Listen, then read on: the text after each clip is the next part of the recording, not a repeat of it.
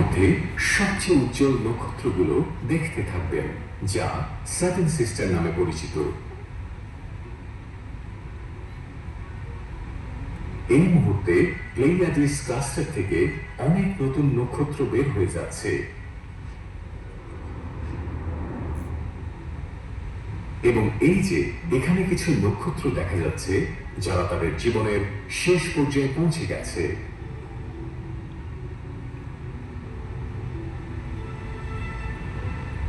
এই ধরনের মৃতপ্রায় নক্ষত্র সমূহের কোন একটি অবশিষ্ট অংশ থেকে দ্য হেলিক্স নেবুলা তৈরি হয়েছে।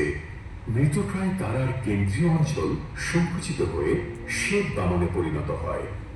এর পদার্থ এতই ঘন যে এক মুঠো পদার্থের ওজন একটি পরিপূর্ণ জলহস্তির সমান। এই শ্বেত বামন নক্ষত্রের থেকে পূর্বে ছিটকে যাওয়া বাইরের স্তরের পদার্থগুলো থেকেই কোনো একদিন হয়তো অন্যান্য নতুন নক্ষত্র বা নতুন গ্রহ তৈরি করবে। তাদের মধ্যে একটি পৃথিবীর মতো গ্রহ তৈরি হতে পারে।